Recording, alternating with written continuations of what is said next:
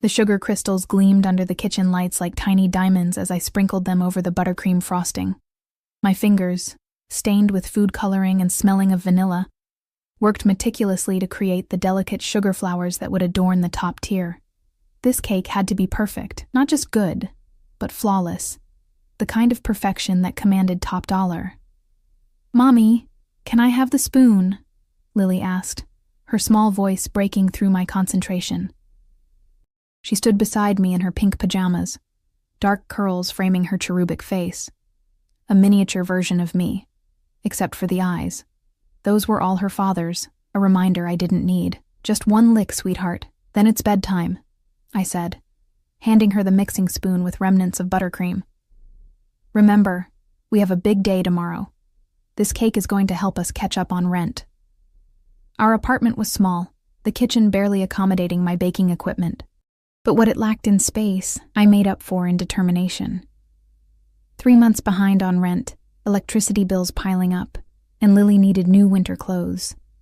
Jake, my ex, had disappeared 6 months ago, with what little savings we had, leaving nothing but debts and empty promises. Baking had always been my escape, my passion. Now it was our lifeline. "Will we have enough for the zoo after?"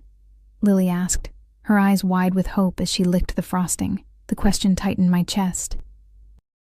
"We'll see, baby. First things first." After tucking Lily in and reading her favorite story about princesses who saved themselves, I returned to the kitchen. The digital clock on the microwave glowed 11:42 p.m. as I worked into the night, perfecting each detail of the 3-tiered masterpiece. This commission for the Rossi restaurant's anniversary celebration was my chance to showcase my talents to the city's elite, people who could afford to pay premium prices for custom cakes. Sleep tugged at my eyelids, but I pushed through. By 3 a.m., I stepped back to admire my creation, an elegant display of craftsmanship with hand-painted gold accents and sugar flowers cascading down the sides. Satisfied but exhausted, I finally allowed myself to collapse onto my worn sofa for a few hours of sleep. Morning came too quickly. The alarm blared at 7 a.m., and my body ached in protest as I dragged myself to the shower. The hot water ran out halfway through, a harsh reminder of our precarious situation. "Lily, breakfast," I called, dressing in my only presentable outfit, a simple black dress that had seen better days. I applied minimal makeup, just enough to hide the dark circles under my eyes. Transporting the cake was a nerve-wracking affair. I secured it in a specialized box, praying it would survive the bus ride to Rossi's, an upscale Italian restaurant in the heart of the city. Lily held my free hand, unusually quiet, perhaps sensing my anxiety. "Remember, sweetie, best behavior at the restaurant. This is very important for us." She nodded solemnly, clutching her worn teddy bear. "I'll be super good, Mommy." The bus was crowded, forcing us to stand. Each stop, each turn made my heart race as I stabilized the cake box.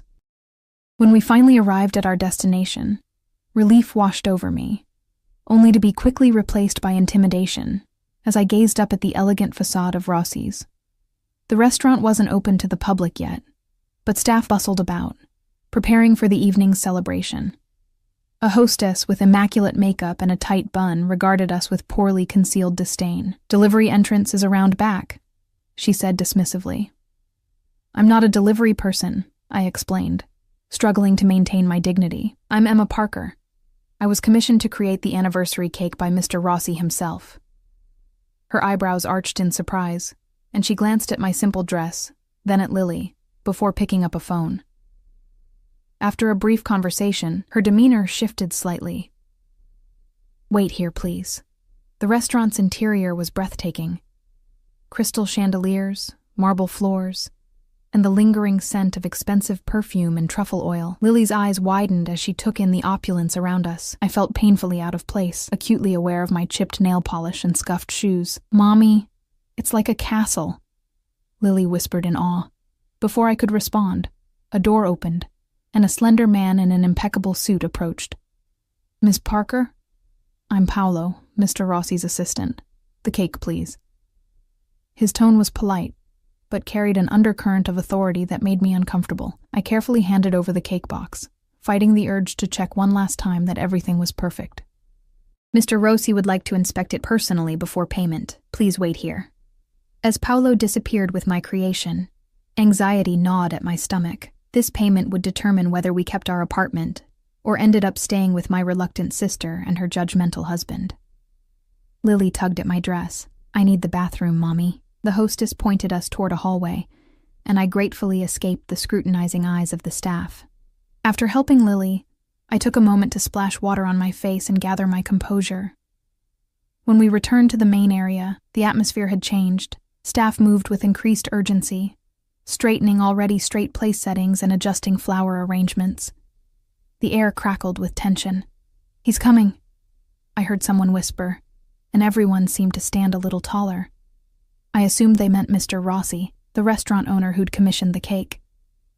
I straightened my posture and smoothed down Lily's hair, preparing to appear professional despite my exhaustion. The front doors swung open, and the sunlight silhouetted a tall figure, flanked by two broad-shouldered men. As they stepped into the restaurant, the initial glare subsided, and I got my first glimpse of the man everyone seemed to fear and respect. He wasn't what I expected. Younger than I'd imagined, perhaps in his early 30s, with dark hair styled impeccably, and a face that belonged in a high-fashion magazine. He wore a charcoal suit that I could tell cost more than my annual rent, tailored to fit his athletic frame perfectly, but it was his eyes that caught me, sharp, observant, the color of whiskey with an intensity that made my breath catch. This wasn't Mr. Rossi. The elderly restaurant owner I'd spoken with on the phone couldn't be this commanding presence making everyone in the vicinity stand at attention. The man scanned the restaurant, his gaze calculating and cold until it landed on me and Lily. Something shifted in his expression. A flicker of curiosity, perhaps, before he turned to address Paolo, who had materialized beside him, nervously displaying my cake. "Mr. Castellano," Paolo began, his voice several pitches higher than when he'd spoken to me. "The cake for tonight's celebration." Castellano. The name rippled through my consciousness, triggering a vague recollection of newspaper headlines and hushed conversations. Dominic Castellano, the businessman with alleged ties to organized crime, whose name was spoken in whispers across the city. He circled the cake, examining it from every angle with the scrutiny of someone accustomed to finding flaws. I held my breath, suddenly aware that my financial salvation rested in the hands of a man rumored to be dangerous. Who made this? His voice was deep, with a slight accent I couldn't place. Paolo gestured toward me, and those piercing eyes returned to my face. I felt pinned in place, unable to look away as he studied me with unnerving intensity. "You created this?" Disbelief colored his tone. I nodded, finding my voice. "Yes, I'm Emma Parker." He approached slowly, like a predator assessing prey. The distance between us diminished until I could smell his cologne, something expensive and subtle, with notes of sandalwood and amber. "It's exquisite work," he said finally. "The detail is exceptional." Relief flooded through me, but before I could thank him, Lily peeked out from behind my dress where she'd been hiding. "I helped with the sugar flowers," she announced proudly, apparently immune to the intimidating aura that surrounded this man. His gaze dropped to my daughter, and something unreadable passed across his features. Surprise, curiosity, and something else I couldn't identify. He crouched down to Lily's level, a movement so unexpected that several staff members exchanged glances. "Did you now?" His voice softened marginally. "They're the best part." Lily beamed, while my maternal instinct screamed to pull her away from him. But before I could act, he straightened and turned to Paolo. "Double the agreed payment, and I want to speak with Miss Parker privately." Panic fluttered in my chest. "I'm sorry, that's not possible. My daughter and I need to—" "Your daughter can enjoy some gelato in the kitchen while we talk business," he interrupted, his tone making it clear this wasn't a request. "I have a proposition for you." One of his men stepped forward, offering a hand to Lily. "Come on, little one. We've got chocolate and strawberry." To my horror, Lily looked delighted at the prospect. "Can I, Mommy? Please?" Trapped between my daughter's pleading eyes and Castellano's unwavering stare, I reluctantly nodded. "Stay where Paolo can see you, okay?" As Lily was led away, chattering excitedly about ice cream flavors, Castellano gestured toward a private dining area. "Shall we?" Every instinct warned me to grab Lily and run, but the promise of double payment kept me rooted in place. That money could buy us 3 months of security, maybe more. I followed him into the private room, my heart pounding against my ribs. The door closed behind us with a soft click that sounded like a jail cell locking. "Your work is impressive," he began, leaning against an antique desk rather than sitting. "Self-taught?" I nodded, keeping a safe distance between us, mostly. "I took some courses before Lily was born." His eyes never left my face. "And now you support yourself and your daughter with cakes?" The way he said it made my profession sound trivial, and defensiveness flared within me. "It's honest work." A smile curved his lips, not reaching his eyes. I didn't suggest otherwise. He paused, studying me in a way that made me feel transparent. "You're struggling financially." It wasn't a question. Somehow, he had assessed my circumstances with uncomfortable accuracy. "We manage," I replied stiffly. He laughed, a rich sound that contrasted with his intimidating demeanor. "You arrived on public transportation with a 3-tiered masterpiece, wearing a dress that's seen better days, with a child who mentioned the zoo as if it were an unattainable luxury." Managing seems generous. Heat rose to my cheeks. Embarrassment mingled with anger. "I don't see how my financial situation is any of your business, Mr. Castellano." He pushed away from the desk, moving toward me with fluid grace. "It becomes my business when I want something you have." My breath caught. "The cake is already yours. You've paid for it." "I'm not talking about the cake." He stopped directly in front of me, close enough that I had to tilt my head back to maintain eye contact. "I'm talking about your talent, your skill." The proximity made my skin prickle with awareness. He was overwhelming, not just physically, but in his presence, in the way he commanded the space around him. "I'm hosting an event at my home this weekend," he continued. "An important gathering that requires someone with your particular artistic abilities. I want you to create something spectacular. Price is no object." Relief mingled with suspicion. This was about work, after all. But something in his expression made me hesitate. "I'm not available for commissions this weekend. I have other obligations." His head tilted slightly. "Such as?" "My daughter. Bring her. My home has ample space and staff who can ensure she's entertained while you work." I shook my head. "I don't think that would be appropriate." "I'll pay you $50,000. The figure hit me like a physical blow. $50,000 could change everything. Clear our debts, secure a better apartment, provide stability for Lily that I'd been unable to give her since Jake left. Castellano observed my reaction with satisfaction. "I see we understand each other." "Why me?" I managed to ask, my voice barely above a whisper. "There are professional caterers, established bakeries. None with your eye for detail." He reached out, tucking a strand of hair behind my ear with a casualness that made me flinch. "And I find I'm intrigued by you, Emma Parker." The way he said my name sent an involuntary shiver down my spine. "This is strictly professional," I clarified, stepping back from his touch. "I would create the desserts for your event, nothing more." Something dangerous flashed in his eyes, a predatory gleam that made my pulse quicken. "Of course, for now." Before I could respond, the door opened, and Lily bounded in with chocolate gelato smeared across her face. The tension in the room dissipated as she launched into an enthusiastic description of the kitchen. "Mommy, they have a fridge as big as our whole kitchen, and Chef Marco let me taste the fancy chocolate from France." Castellano watched her with unusual interest, his expression softening slightly. "Your daughter is charming." I pulled Lily close, protective. "Thank you. We should be going now." "My driver will take you home," he said, retrieving a business card from his pocket. "This has my private number. Call me with your answer by tonight." I accepted the card reluctantly, feeling as though I was making a deal with the devil. "I'll consider it." As we turned to leave, his voice stopped me. "Emma." I looked back, finding his gaze had hardened again. All traces of warmth vanished. "I don't like to be disappointed. I expect to hear from you." The statement hung in the air between us.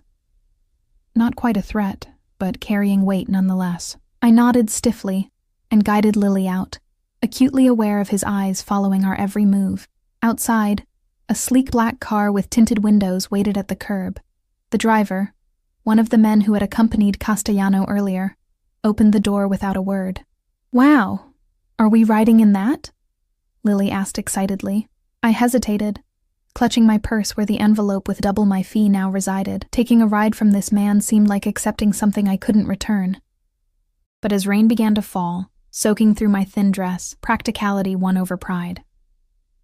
I helped Lily into the luxurious vehicle, sliding in beside her with the strange sensation that I had just made a critical mistake.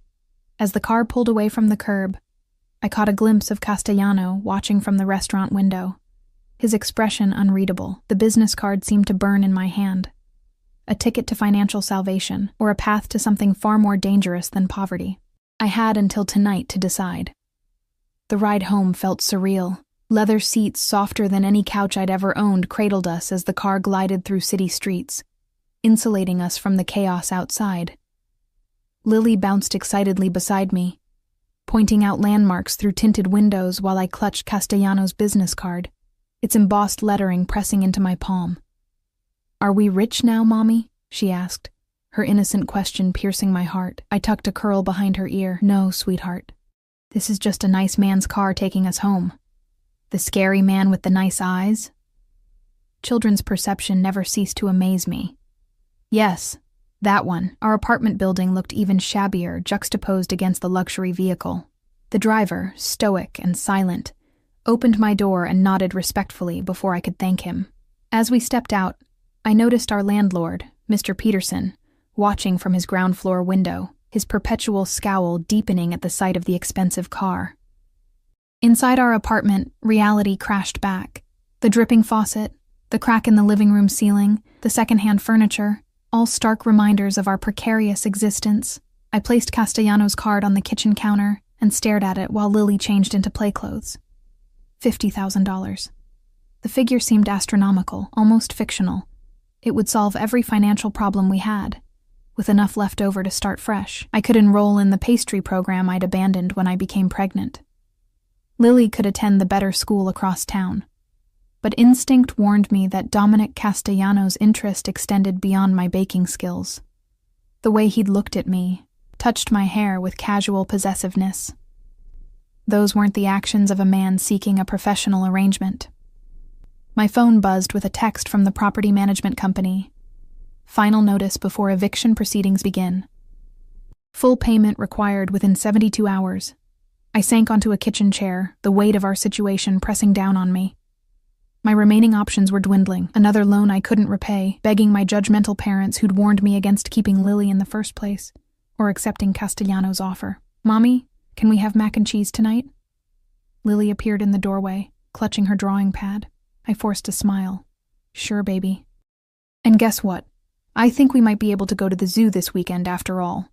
Her face lit up, and my decision crystallized. I would accept Castellano's offer, but on my terms. Professional boundaries, clearly defined expectations, and Lily's safety as non-negotiable conditions.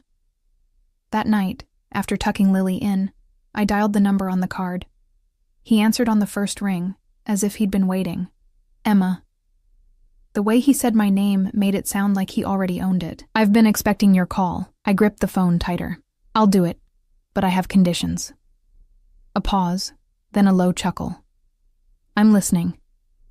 "This is strictly professional. I'll create desserts for your event, nothing more. I'll bring my daughter, but she stays with me at all times. And I want a contract, something in writing. Your concern for propriety is charming," he replied, amusement evident in his tone. "But unnecessary. I'm a businessman, Emma. I understand the value of clear terms." His words should have reassured me. They didn't. "My driver will collect you tomorrow morning at 9. Pack for the weekend. My estate is an hour outside the city." "The weekend?" I thought. "You'll need time for preparation," he interrupted smoothly. "The event is Sunday evening. You'll have access to a fully equipped kitchen and anything else you require." Before I could argue, he continued. "Bring your daughter.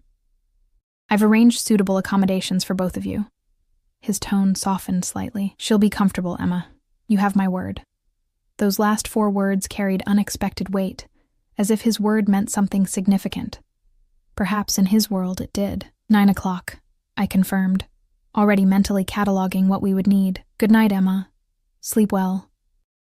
The line went dead, leaving me with the distinct impression that I'd just crossed a threshold from which there would be no easy return. Morning came quickly. I packed with methodical precision. Clothes for Lily and me, essential baking tools I couldn't work without, Lily's favorite stuffed bear, and the sketchbook where I drafted my designs. The car arrived precisely at 9, the same silent driver nodding in greeting. "Ready for our adventure?" I asked Lily, trying to infuse my voice with an enthusiasm I didn't feel. She nodded eagerly, clutching her backpack filled with coloring books and small toys. "Will there be horses? Rich people always have horses in movies." "I'm not sure, sweetheart. We'll have to see." The drive took us through gradually changing landscapes, urban sprawl giving way to affluent suburbs, then to rolling countryside dotted with estates hidden behind gates and hedges. Finally, the car turned onto a private road flanked by ancient oaks, their branches forming a canopy overhead. As we rounded the final curve, Castellano's home came into view. Calling it a house would be like calling the ocean a puddle. "It's a castle," Lily gasped, pressing her face against the window. The estate was a modernized manor house, all clean lines and glass merged with traditional stone. Immaculate gardens stretched in every direction, and yes, in the distance, stables where horses roamed in fenced pastures. The car stopped at the main entrance, where Paolo from the restaurant waited on the steps. He opened the door with a practiced smile. "Ms. Parker, welcome to Villa Castellano. Mr. Castellano is attending to business matters, but asked me to show you to your accommodations and the kitchen facilities." I stepped out, keeping Lily close as I took in the imposing structure. "Thank you, Paolo." He led us through an entrance hall with soaring ceilings and minimalist decor that somehow managed to convey extreme wealth through its very restraint. Lily's eyes widened at a massive aquarium built into one wall, tropical fish in electric blues and yellows darting among coral formations. "The guest wing is this way," Paolo explained, guiding us down a corridor lined with what looked like original artwork. "Mr. Castellano thought you might prefer privacy." He opened double doors to reveal a suite that was larger than our entire apartment. A sitting area with plush furniture faced floor-to-ceiling windows overlooking the gardens. 2 bedrooms connected to the main space, each with its own bathroom. "This is where we're staying?" I asked, unable to keep the disbelief from my voice. Paolo nodded. "Mr. Castellano requested you be made comfortable." He gestured to a door across the hall. "The kitchen designated for your use is directly opposite. It's been stocked according to the requirements you mentioned on the phone. If you need anything else, please use the house phone to contact staff." As Paolo excused himself, Lily ran from room to room, exploring with unrestrained delight. "Mommy, the bathtub has jets. And look at the bed. It's bigger than our whole bedroom." Her excitement was contagious, momentarily distracting me from the unease that had followed me since meeting Castellano. I unpacked our things, hanging our modest clothes in a closet designed for a wardrobe 10 times the size. Curious about the kitchen, I crossed the hall. The space was a baker's dream: professional-grade equipment, marble countertops, and a pantry stocked with every ingredient I could possibly need, including rare vanilla from Madagascar and chocolate from small-batch producers I'd only read about. I ran my fingers over the gleaming surfaces, ideas already forming. For the next few hours, I lost myself in planning and preparation, sketching designs while measuring and mixing components that needed to chill overnight. Lily colored quietly at a corner table, occasionally helping with simple tasks. The sun was beginning to set when a knock at the kitchen door interrupted my workflow. I opened it to find a woman in her 50s, with a kind face and practical clothing. "Miss Parker? I'm Mrs. Winters, the housekeeper. I've come to see if you and your daughter would like dinner served in your suite, or if you'd prefer to join Mr. Castellano in the main dining room." The thought of facing Castellano across a dinner table sent a flutter of anxiety through me. "Our suite would be fine, thank you." She smiled understandingly. "Very good. It will be delivered shortly. Mr. Castellano also asked me to inform you that he would like to discuss the event details with you after your daughter is settled for the night. He suggests the library at 9, if that's convenient. It wasn't a request so much as a scheduled appointment. That's fine." After a dinner more exquisite than anything we'd eaten in months, I bathed Lily and tucked her into the enormous bed that had delighted her so much. She fell asleep quickly, exhausted from the day's excitement. I changed into the nicest outfit I'd packed, a simple blue dress that had survived from my pre-motherhood days, and followed the directions Mrs. Winters had provided to the library. Each corridor revealed new glimpses of tasteful opulence, the kind of wealth that didn't need to announce itself. The library door stood partially open. I knocked lightly before entering a 2-story room lined with bookshelves.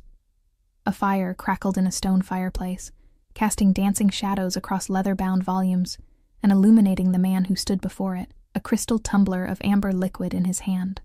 Dominic Castellano had exchanged his business suit for dark trousers and a charcoal sweater that somehow looked even more expensive than his formal wear.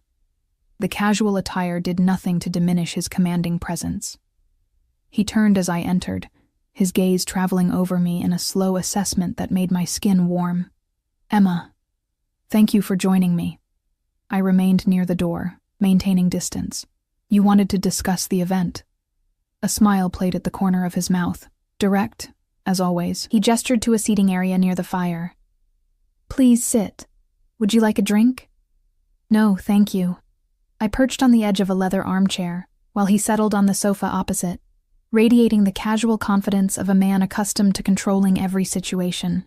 "Sunday's gathering is a private affair," he began. 40 guests, primarily business associates, and a few family members. "I want something memorable, a centerpiece dessert that reflects sophistication without pretension, accompanied by smaller offerings for variety." His description was surprisingly specific, revealing a man with defined tastes rather than someone simply throwing money at an impression of luxury. I nodded, professional mode engaging. "I've been working on designs based on what Paolo mentioned. I was thinking a main showpiece with architectural elements, perhaps inspired by Italian influences, with supporting desserts that play with contrasting flavors and textures." As I outlined my vision, his attention remained fixed on me with an intensity that was both flattering and unnerving. When I finished, he leaned forward slightly. "You're passionate about your craft." It wasn't a question, but I answered anyway. "It's the one thing I've always been good at." "I doubt that's the only thing," he replied, his voice dropping lower. Heat crept up my neck. "Mr. Castellano." "Dominic," he corrected. "If we're to work together, I'd prefer you use my name." "Dominic," I conceded, the name feeling intimate on my tongue. "I want to be clear about expectations. I'm here to create desserts for your event, that's all." He studied me for a long moment, firelight reflecting in his eyes. "Your daughter mentioned her father earlier today to Mrs. Winters. She said he went away." The abrupt change of subject caught me off guard. "That's not relevant to our arrangement." "Everything about you is relevant to me, Emma." The statement hung in the air between us, heavy with implication. I stood, suddenly needing distance. "It's getting late. I should check on Lily." He rose as well, moving with that fluid grace that belied his powerful frame. "Of course. But before you go," he crossed to a desk and retrieved a manila envelope. "Your contract as requested, and an advance." I accepted the envelope, our fingers brushing momentarily. "Thank you." "Rest well, Emma. Tomorrow will be a busy day." His gaze held mine, something possessive lurking in their depths. "And Emma? My home is secure, but I'd advise against wandering the grounds after dark. Not all areas are well lit." The warning carried an undercurrent I couldn't quite interpret, concern for my safety or a reminder that I was in his territory now. "Good night, Dominic," I said, retreating toward the door. "Emma." His voice stopped me at the threshold. When I turned, his expression had softened almost imperceptibly. "Your daughter is welcome to visit the stables tomorrow. I've arranged for someone to show her the horses." The unexpected thoughtfulness caught me by surprise. She'd love that. Thank you. As I made my way back through the labyrinthine corridors, I couldn't shake the feeling that I was being drawn into Dominic Castellano's world, a world where his generosity and danger existed in equal measure, and the line between opportunity and trap was blurring with each passing moment. Morning sunlight streamed through the floor-to-ceiling windows, casting golden patterns across the plush carpet. For a disorienting moment, I forgot where I was. Then reality rushed back. The estate, Castellano, the contract I'd reviewed by lamplight after our meeting. The contract had been surprisingly straightforward. $50,000 for my services, half paid in advance, half upon completion. The language was formal but clear, outlining exactly what I'd requested, a professional arrangement with explicit boundaries. Only one detail had given me pause. A confidentiality clause, prohibiting me from discussing anything I might see or hear during my stay at Villa Castellano. I slipped out of bed, careful not to wake Lily, who had migrated to my room sometime during the night. After a quick shower in the marble bathroom, a luxury that almost made me forget our problems, I dressed in practical clothes suitable for a day of baking. The kitchen awaited me, pristine and ready. I lost myself in the familiar rhythm of measuring, mixing, and creating. By mid-morning, the foundations for my centerpiece were taking shape. A three-tiered masterpiece with architectural elements inspired by classical Italian buildings, each tier representing a different flavor profile. There you are. The deep voice startled me. Dominic stood in the doorway, casual in dark jeans and a fitted shirt that did little to conceal his athletic build. He looked younger somehow, less intimidating than in his business attire, though no less commanding. "I've been here for hours," I replied, wiping flour from my hands with a towel. He approached, examining my work with genuine interest. Impressive progress. His gaze shifted to me, lingering on a smudge of chocolate on my cheek. "You have..." He reached out, his thumb brushing my skin to remove the chocolate, the contact brief but electric. I stepped back, my pulse quickening. "Is there something you needed?" A smile played at his lips, as if my reaction amused him. "I came to see if your daughter might like to visit the stables this morning. One of the mares had a foal last week." As if summoned by the mention, Lily appeared at the connecting door to our suite, rubbing sleep from her eyes. She froze at the sight of Dominic, suddenly shy. "Good morning, Lily," he said, his voice gentler than I'd heard before. "Do you like horses?" She nodded, moving to press against my side. "Are they big horses?" "Some are, but the baby is small." He crouched to her level, his imposing frame somehow less threatening in the gesture. "Would you like to see them?" Lily looked up at me, silently asking permission. Despite my reservations about Dominic, I couldn't deny her this experience. "You can go, sweetie. I need to work on these cakes anyway." "Mrs. Winters will accompany her," Dominic added, correctly interpreting my hesitation. "She has grandchildren Lily's age." Relief washed through me. "Thank you." 20 minutes later, Lily departed with the kindly housekeeper, chattering excitedly about horses and foals. I returned to my work, only to find Dominic still there, watching me with unreadable eyes. "You don't have business matters to attend to?" I asked, uncomfortable under his scrutiny. "I am attending to business matters." He leaned against the counter, too close for comfort. "My most valued guests will experience your creations tomorrow. That makes your work my priority today." I continued piping delicate chocolate structures, trying to ignore his presence. "I work better alone. I've upset you," he observed. "That wasn't my intention." Something in his tone made me look up. For a brief moment, vulnerability flickered across his features, so fleeting I might have imagined it. "I'm not upset," I said carefully.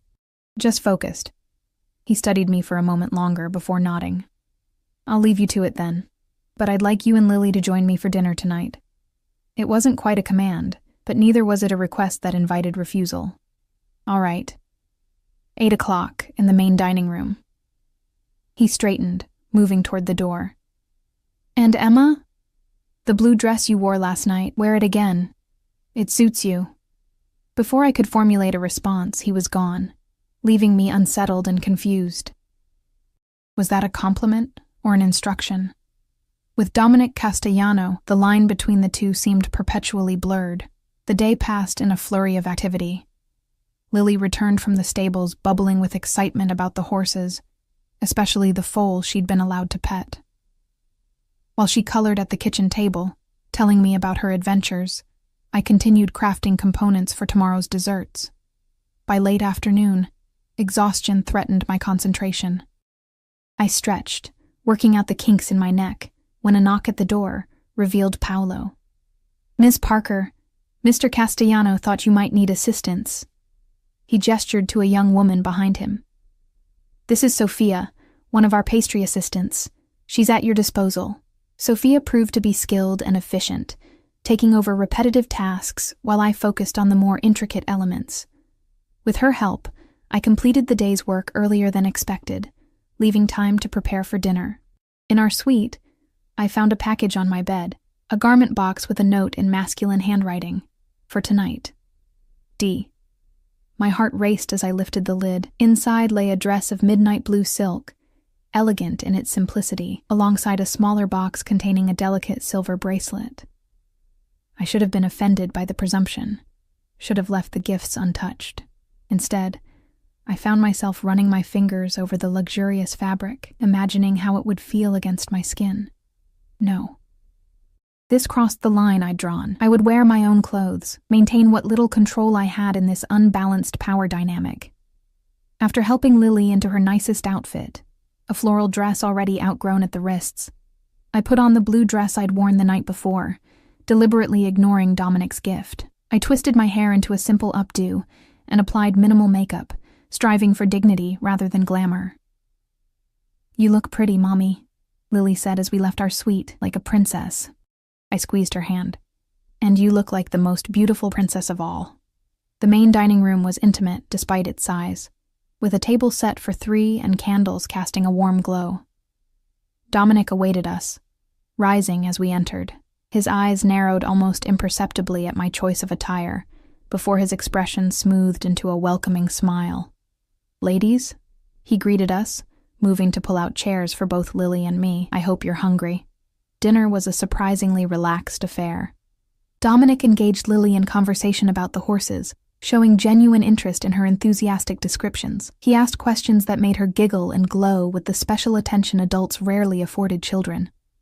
"Did you enjoy the stables, Lily?" Dominic asked as dessert was served. A simple but elegant panna cotta that made me take mental notes. "Yes. Mrs. Winters said maybe I could see the foal again tomorrow before we leave," she replied, looking to me for confirmation. "We'll see, sweetheart. I'll be very busy preparing for the party." "I've arranged for Mrs. Winters to look after Lily tomorrow," Dominic interjected smoothly. "She's quite taken with your daughter and suggested several activities they might enjoy together." The presumption irritated me. "That's thoughtful, but Lily stays with me." "Mommy," Lily whined, "I want to see the horses again." Dominic observed our exchange with interest. "Perhaps a compromise, Mrs. Winters can bring Lily to the kitchen periodically so you can check on her, but she won't be confined to watching you work all day." Put that way, his suggestion seemed reasonable, even considerate. "We'll try it," I conceded, not missing the triumphant glint in his eye. As dinner concluded, a staff member appeared at Dominic's side, whispering something urgent. His expression hardened, the charming host instantly replaced by the dangerous man I'd glimpsed at our first meeting. "Excuse me," he said, standing abruptly. "A business matter requires my attention. Please, enjoy your evening." His gaze lingered on me. "Perhaps the library again, after Lily is asleep?" It wasn't really a question. "Perhaps," I replied noncommittally. Once he'd gone, I took Lily back to our suite, bathed her, and read until she fell asleep. For nearly an hour afterward, I debated whether to go to the library. Professional boundaries demanded I decline the implicit invitation. Yet curiosity, and something else I wasn't ready to examine, pulled me toward him. In the end, I went, telling myself it was to discuss tomorrow's event. The library was empty when I arrived, the fire burning low. I browsed the shelves, surprised to find well-worn classics alongside modern literature, books that had actually been read, not just displayed for appearance. "You came." I turned to find Dominic in the doorway, his expression unreadable. He'd removed his jacket, and his shirt was open at the collar, revealing a glimpse of tanned skin. "I wanted to confirm the timeline for tomorrow," I said, maintaining the pretense of professionalism. He approached, stopping closer than necessary. "The timeline is unchanged. Guests arrive at 7. His eyes searched mine. "That's not why you came." Heat rose to my cheeks. I don't know what you mean. You didn't wear the dress. The abrupt change of subject caught me off guard. It wouldn't have been appropriate, because I gave it to you? He circled me slowly, like a predator assessing prey, or because you feared what wearing it might signify. I held my ground, refusing to be intimidated, both. He stopped before me, close enough that I could feel the heat radiating from his body. Your honesty is refreshing. Most people lie to me out of fear or greed. I'm not most people. No, he agreed softly. You're not. His hand rose to touch my cheek, the contact gentle despite the strength I knew those hands possessed. Why are you raising your daughter alone, Emma? The question, unexpected and personal, made me step back. That's not relevant to our arrangement. Everything about you is relevant to me, he repeated from our previous conversation. I make it my business to know who enters my home, who I trust. The way he said trust carried weight beyond the word itself. My ex-husband left 6 months ago. Took our savings, left our debts, end of story.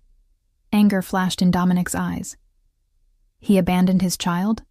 He was never much of a father, I admitted, surprised by my candor. Always chasing get-rich-quick schemes, disappearing for days. Lily barely notices he's gone now. And you? Do you miss him? I laughed, the sound hollow even to my own ears. I miss having help with the bills. I miss not being afraid we'll end up homeless. But him? No. Dominic moved to the sidebar, pouring 2 drinks. He handed one to me, and this time I accepted, welcoming the burn of expensive whiskey. Your ex-husband, he said carefully. What was his name? Something in his tone set off warning bells. Why do you want to know? His smile didn't reach his eyes. Mere curiosity. Jake Parker, I replied after a moment's hesitation. Though he might be using a different name now, he was inventive with identities when it suited him. Dominic nodded thoughtfully. And where did he go, do you think? He mentioned Florida once, some friend with connections. I shrugged. It doesn't matter. He's gone, and we're better for it. Yes, Dominic agreed, his voice hardening. Some men don't deserve the families they abandon. The conversation had taken an unsettling turn. I set down my glass, suddenly eager to return to the safety of our suite. It's getting late. Tomorrow will be demanding. Of course. He didn't move to stop me, but his voice followed me to the door. Emma, about the dress. I paused, looking back at him. Yes? It wasn't a purchase. It belonged to my sister. Something vulnerable flashed across his face. She died 5 years ago. You remind me of her. Your determination, your fierce protection of your daughter, the revelation stunned me into silence. This wasn't the manipulation I'd expected, but something raw and genuine that didn't fit my image of the dangerous businessman. I'm sorry for your loss, I managed finally, and for misinterpreting your gesture. He nodded once, a dismissal and acceptance combined. Good night, Emma. I returned to our suite, my mind churning with contradictions.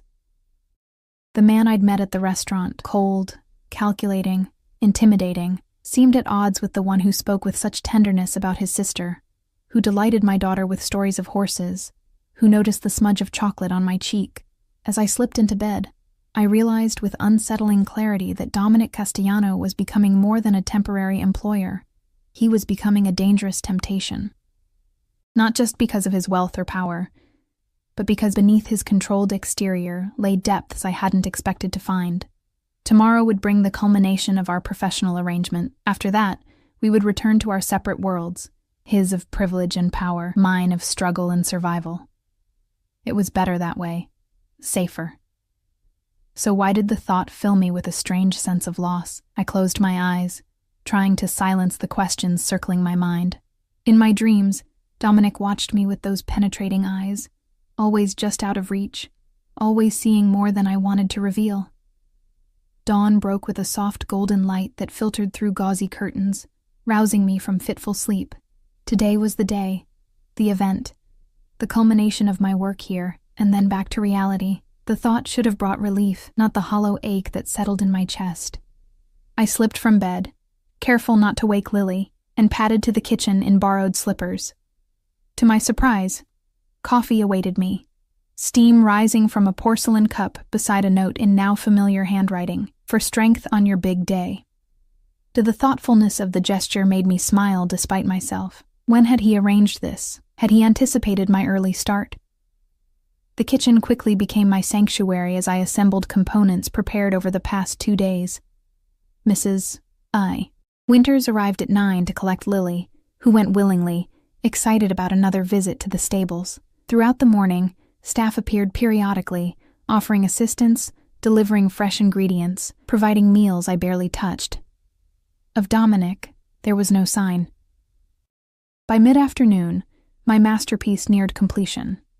A 3-tiered creation with architectural details reminiscent of Italian palazzos, decorated with hand-painted gold accents and sugar flowers that appeared to cascade naturally down the sides. Surrounding smaller desserts complemented the centerpiece: chocolate truffles infused with rare spices, delicate fruit tartlets, and pastries filled with airy cream. I stepped back, critically assessing my work as footsteps approached from behind. Extraordinary. Dominic's voice sent a shiver down my spine.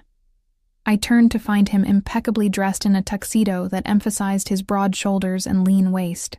His hair was styled back from his face, accentuating the sharp angles of his jaw and cheekbones. He looked dangerous and devastatingly handsome. "Thank you," I managed, suddenly conscious of my disheveled appearance, hair escaping its pins, apron speckled with chocolate, flour dusting my arms. His gaze moved from my creations to my face, lingering with an intensity that made my pulse quicken. "You've exceeded my expectations, Emma." And I rarely say that. The compliment warmed me more than it should have. The environment helped. This kitchen is a dream. It could be yours. The statement hung between us, laden with implication. Before I could respond, he continued. "Guests will arrive in 2 hours. I've arranged for a dress to be delivered to your suite." He raised a hand as I began to protest. "Not my sister's. Something new, chosen by my personal shopper. Consider it part of your professional attire for the evening." "I don't need... I want you present when your creations are unveiled," he interrupted. "These people appreciate beauty and craftsmanship. They should meet the artist." The request was reasonable enough, though his motivation remained unclear. Was it professional courtesy or something more personal? And Lily, Mrs. Winters has offered to watch movies with her in your suite. They've apparently discovered a mutual love of animated princesses. His lip quirked in a half-smile. "Unless you'd prefer her to attend?" "Children aren't common at these gatherings, but exceptions can be made." I shook my head. "No, that's perfect. Thank you." He checked his watch. Platinum, I noticed. Understated, but undoubtedly worth more than 6 months of our rent. "I have matters to attend to before guests arrive. I'll send someone to escort you down at 8:30. As he turned to leave, I called after him. "Dominic?" He paused, looking back with raised eyebrows. "Thank you. For the opportunity, I gestured vaguely, encompassing the kitchen, the estate, everything he'd provided." Something softened in his expression. "The pleasure has been mine, Emma." The words carried a weight beyond professional courtesy, hovering in the space between us before he departed. In our suite, I found not one dress, but 3, each more elegant than anything I'd ever owned, along with a note suggesting I choose whichever I preferred. After a long shower to wash away the day's efforts, I stood before them, overwhelmed by the options. The first, a deep emerald silk with a modest neckline and flowing skirt, was beautiful but safe. The second, black with intricate beading, seemed too formal, too much like trying to blend with the wealthy guests. The third, a deep burgundy with a fitted bodice and off-shoulder design, caught my eye. Elegant but distinctive, like something a confident woman would choose. I reached for the burgundy, holding it against myself in the mirror. The color complemented my fair skin and dark hair, making my eyes appear more green than their usual hazel. "Pretty," Lily exclaimed from the doorway, where she stood with Mrs. Winters. "Like a movie star dress," Mrs. Winters smiled warmly. "You'll outshine everyone, dear." An hour later, With my hair swept up and minimal makeup enhancing my features, I barely recognized the woman in the mirror. The dress fit perfectly, as if made for me. A subtle scent clung to my skin. An expensive perfume I'd found on the vanity that smelled of jasmine and something deeper, more mysterious. "You're beautiful, Mommy," Lily said solemnly as I kissed her goodnight. "Are you going to a ball like Cinderella?" I smiled, smoothing her hair. "Something like that. Be good for Mrs. Winters, okay?" At precisely 8:30, a knock announced my escort, Paolo, looking surprised at my transformation. "Ms. Parker, you look lovely. Mr. Castellano is waiting." Nerves fluttered in my stomach as we descended the grand staircase. Music drifted from the main hall, along with the murmur of conversations and occasional laughter. Paolo led me not to the crowded gathering, but to a quieter room adjacent to it, where Dominic stood conversing with an older man.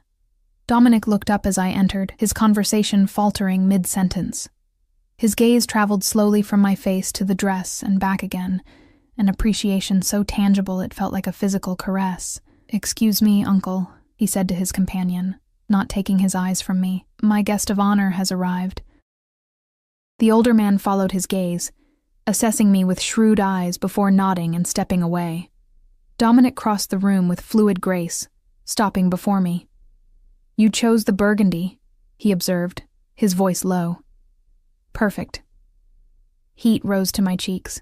"Thank you for the options. They're all beautiful. Beautiful clothes for a beautiful woman." He offered his arm. "Shall we? Your creations await unveiling." The touch of his hand over mine sent electricity through my veins as he guided me into the main hall. Heads turned as we entered, curious glances, raised eyebrows, speculative whispers. I straightened my spine, determined not to appear intimidated by the wealth and power surrounding us. "Everyone," Dominic announced, his voice carrying effortlessly across the room. "May I present Emma Parker, the artist responsible for tonight's dessert experience. Artist. Not baker or chef, but artist." The distinction wasn't lost on me, as appreciative murmurs rippled through the gathering. The evening progressed like a dream. My desserts were received with genuine admiration, guests approaching to compliment my work with the reverence usually reserved for fine art. Throughout it all, Dominic remained close, his hand occasionally brushing the small of my back, his presence both protective and possessive. "You've impressed some difficult people to impress," he murmured during a brief moment alone, nodding toward a group of elegantly dressed guests. "That woman has been trying to poach my head chef for months. Tonight, she asked for your contact information instead." Pride swelled in my chest. "What did you tell her?" Something dangerous flashed in his eyes. "That you're exclusively contracted to me." Before I could question the implication, we were interrupted by a commotion near the entrance. Raised voices carried across the room, followed by the appearance of two of Dominic's security personnel escorting a man I couldn't see clearly. Dominic's posture changed instantly, tension radiating from him as he stepped slightly in front of me. "Excuse me," he said, his voice clipped. "A security matter requires my attention." As he strode toward the disturbance, the crowd parted, revealing the source of the commotion. My blood turned to ice. Jake. My ex-husband stood between the security guards, disheveled but unmistakable. His gaze swept the room frantically until it landed on me. Recognition, then calculation crossed his features. "Emma," he called out, his voice carrying that false charm I knew too well. "Thank God. Tell them who I am." Conversations halted as all eyes turned to me. Dominic reached the group, his back to me as he addressed Jake in tones too low to hear. Whatever he said made Jake's face pale. I remained frozen, memories flooding back. Jake's promises, his disappearances, the empty bank account, Lily's tears when he missed her birthday. My feet moved of their own accord, carrying me toward the confrontation. "Emma, don't," someone cautioned, Paolo appearing at my elbow. Too late. I stood before them now, Jake's familiar face both hateful and pitiful. 6 months hadn't changed him. Same manipulative eyes, same charming smile that never reached them. "Emma, baby," he began, relief washing over his features. "There's been a huge misunderstanding." "What are you doing here, Jake?" I interrupted, my voice steadier than I felt. "Looking for you." He tried to step toward me, but the guards held him firmly. "I've been searching everywhere. Your sister said you might be working for some fancy client." His gaze darted between me and Dominic. I didn't realize how fancy. The insinuation in his tone made my cheeks burn. Dominic's expression darkened dangerously. "Mr. Parker was just leaving," he said, each word precise and chilling. "Weren't you?" Jake's false confidence wavered. "Not without my wife and daughter, ex-wife," I corrected. "And you gave up any right to call Lily your daughter when you emptied our bank account and disappeared." Dominic's gaze snapped to me, then back to Jake, something lethal gathering in his expression. "Take him out," he instructed the guards. "Ensure he understands the consequences of returning." As they began moving Jake toward the exit, desperation replaced his charm. "Emma, please. I'm in trouble, bad trouble. These guys I owe money to, they're going to kill me if I don't pay." The pieces clicked into place. Jake hadn't sought us out of regret or love. He needed money, and somehow he'd discovered I was working for a wealthy client. The realization was both painful and freeing. "That's not my problem anymore, Jake," I said softly. "Goodbye." As the guards removed him, his shouts echoing down the hallway, I became aware of the silence in the room, dozens of eyes watching the drama unfold. Humiliation washed over me. I'd brought chaos to Dominic's elegant gathering, exposed my messy personal life to his sophisticated guests. "Excuse me," I murmured, turning to flee. Dominic's hand caught mine, his grip gentle but firm. "Stay," he said, the word somewhere between command and plea. I looked up, expecting anger or disappointment. Instead, I found concern and something else, a possessive heat that made my breath catch. "Music," he called over his shoulder, and immediately the orchestra resumed playing, conversations gradually rekindling around us. The remainder of the evening passed in a blur. Dominic orchestrated a seamless recovery from Jake's intrusion, guiding conversations away from the incident with practiced ease. Still, I felt the curious glances, heard the whispered speculations. My fairy tale moment had shattered, reality intruding with Jake's desperate face and grasping hands. "I should check on Lily," I murmured to Dominic as the party began winding down near midnight. His hand at the small of my back was steadying, warm through the thin fabric of my dress. "I'll come with you." We slipped away as guests were occupied with final dessert selections. In the quiet corridor, away from watchful eyes, Dominic's demeanor shifted, the polished host replaced by something more primal, barely restrained. "Are you all right?" he asked, his voice low and intimate in the dimly lit hallway. I nodded, unable to meet his gaze. "I'm sorry about Jake, about the scene he caused. You have nothing to apologize for." His fingers tilted my chin up, forcing me to look at him. "Your ex-husband's actions are not your responsibility. How did he find me?" The question had been gnawing at me since Jake appeared. Something flickered across Dominic's expression. A hesitation, then resolution. "I believe he's been looking for you since learning of your commission for the restaurant. The payment was substantial enough to attract attention. But how did he know I was here at your home?" Dominic's jaw tightened. "That's being investigated. Someone provided him information they shouldn't have." The dangerous edge in his voice reminded me sharply of who he was. Not just the charming host or the man who noticed chocolate on my cheek, but someone powerful enough to inspire genuine fear. We reached our suite to find Mrs. Winters dozing in an armchair while Lily slept peacefully in her bed, unaware of her father's brief reappearance in our lives. I thanked the housekeeper, who departed with a motherly pat to my hand and a knowing glance between Dominic and me. Once alone, Dominic moved to the sitting area window, staring out at the moonlit gardens. "Your ex-husband wasn't lying about being in trouble." The statement hung in the air, heavy with implication. I sank onto the sofa, suddenly exhausted. "What kind of trouble?" "The kind men don't walk away from." He turned, moonlight casting half his face in shadow. "He owes money to dangerous people. People who don't send collection notices." A chill ran through me. "How do you know this?" His smile was cold, nothing like the warm expressions he'd shown Lily. "I make it my business to know who might pose a threat to those under my protection." "Under your protection?" I repeated, confusion and something else, something warmer, blooming in my chest. I don't understand. Dominic crossed the room with fluid grace, settling beside me on the sofa, close enough that I could feel his heat but not quite touching. From the moment you walked into Rossi's with your masterpiece and your daughter clutching your hand. Something changed, Emma. His voice dropped lower. I saw a woman of extraordinary talent fighting battles she shouldn't have to fight alone. My heart raced as he continued, his words carefully measured. I arranged for your commission to be doubled. I created the opportunity for this weekend. I wanted to see you in my world, to understand who you are. He ran a hand through his hair, a rare gesture of uncertainty from a man who exuded control. What I didn't anticipate was how quickly you would come to matter to me. Matter to you?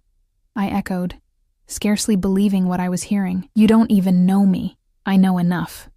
He reached for my hand, his touch sending electricity through my veins. I know you create beauty from nothing.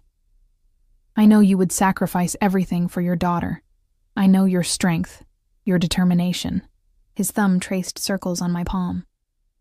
And I know I'm not ready to let you walk away tomorrow. The confession hung between us, heavy with possibilities both thrilling and terrifying. This man, this powerful, dangerous man, wanted me to stay. But for what? As what? What are you asking, Dominic? My voice emerged as a whisper. Stay. The word was simple, direct. Not as an employee, not as a guest. Stay with me, you and Lily. Let me keep you safe, give you the security you deserve while you pursue your passion. Alarm bells rang in my mind, warning me of power imbalances, of dependencies that could become cages. I can't be kept, Dominic. I'm not a possession. That's not what I'm offering. His expression intensified. I'm offering partnership, protection, a chance for your talent to flourish without the weight of financial struggle. And yes, I'm offering myself, my home, my resources, my world. Why? The question escaped before I could stop it. Why me? You could have anyone. His laugh held no humor. I've had anyone, Emma. Beautiful women who wanted my money, my connections, the status of being on my arm. None of them saw me. The man behind the reputation, behind the power. His hand tightened around mine. You look at me differently. You challenge me. You're not intimidated by what I am. I don't even know what you are, I admitted. The rumors about your business dealings are partially true, he finished for me, unflinching. I won't insult your intelligence by pretending otherwise. My family's enterprises operate in gray areas of the law, but there are lines I don't cross, principles I adhere to. His gaze held mine, intense and unwavering. I will never lie to you, Emma, and I will never let harm come to you or Lily. The confession should have sent me running. Instead, I found myself drawn closer to his honesty, to the vulnerability beneath his controlled exterior. I can't answer now, I said finally. This is too sudden. Too much. He nodded, releasing my hand reluctantly. I understand. But know this. Whether you stay or go, Jake's debts have been settled. He won't trouble you again. The implication sent a chill down my spine. What did you do? Nothing irreversible, he assured me, a dangerous smile playing at his lips. Let's just say he's been given an opportunity to start fresh, very far away, with the understanding that approaching you or Lily again would be unwise. Relief and unease battled within me. The power Dominic wielded so casually was both frightening and seductive. He had eliminated a threat to us with a few words, a few calls. What else could he do? What else had he done? I should sleep, I murmured, overwhelmed by the evening's revelations. Tomorrow will be another long day. He stood, respecting my need for space. Of course. At the door he paused, looking back with an expression that made my heart stutter. Whatever you decide, Emma, the world should see your talent. I've arranged meetings with several influential people who expressed interest in your work tonight. They'll contact you next week, regardless of your answer to me. The thoughtfulness of the gesture, ensuring my professional advancement separate from his personal proposition, touched me deeply. Thank you. After he left, I checked on Lily once more before preparing for bed. As I removed the beautiful burgundy dress, I caught sight of myself in the mirror, cheeks flushed, eyes bright with confusion and possibility. The woman reflected back at me looked different somehow, stronger, more certain. Sleep eluded me as I weighed Dominic's offer against my instinct for independence. By dawn, I had made my decision. Morning found me in the kitchen, working alongside staff to package remaining desserts for guests' departures. Dominic appeared shortly after 9, impeccable as always, but with subtle signs of his own sleepless night, a tightness around his eyes, a certain tension in his shoulders. "May I speak with you?"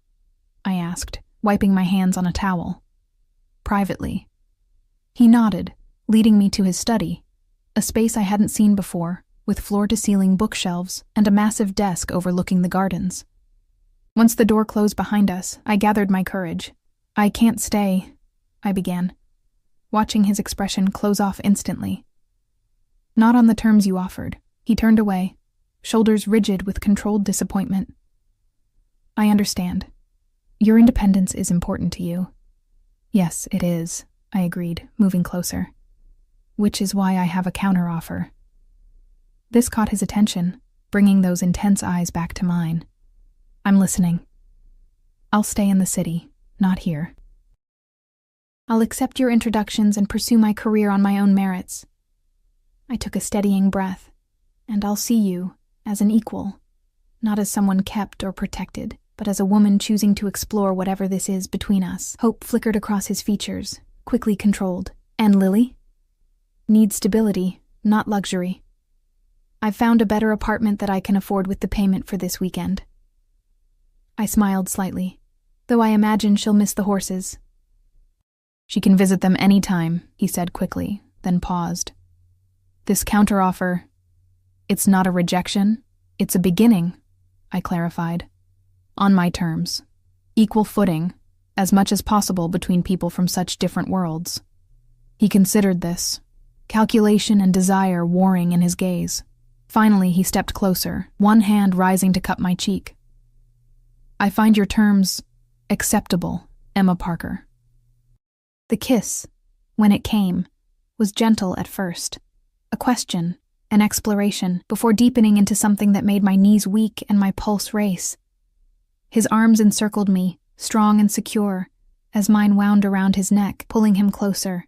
When we broke apart, breathless, his eyes had darkened with desire and something deeper, more profound.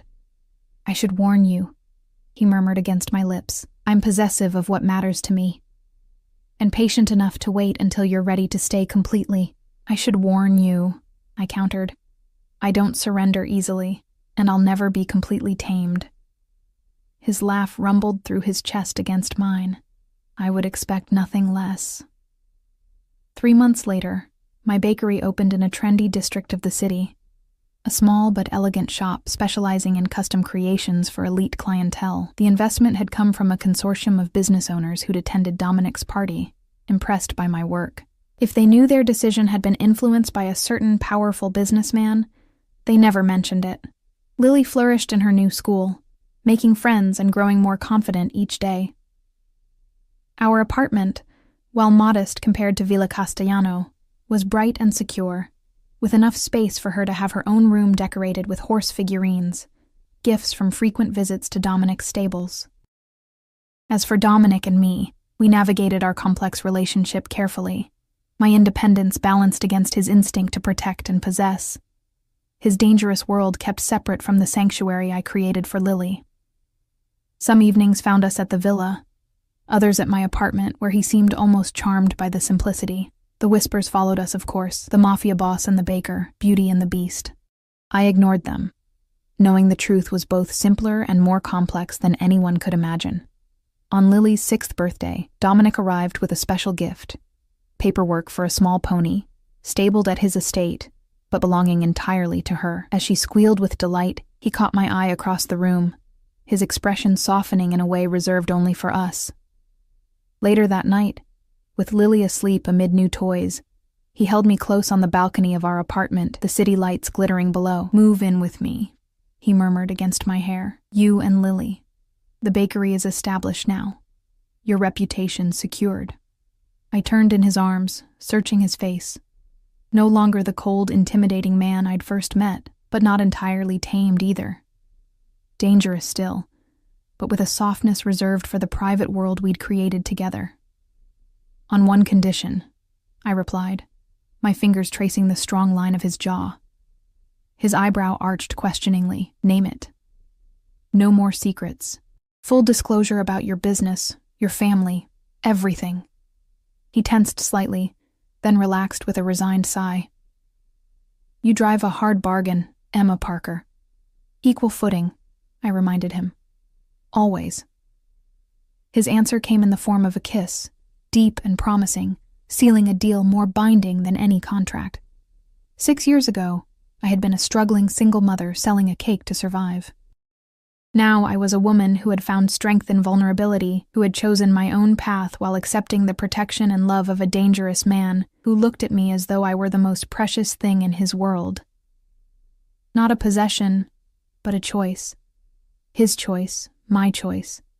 Renewed each day as we built something neither of us had expected to find. The cake that brought us together had long since been consumed, its beauty preserved only in photographs. But what remained, what continued to grow between us, was something far more lasting, more complex, and infinitely more satisfying than anything I could ever create in my kitchen.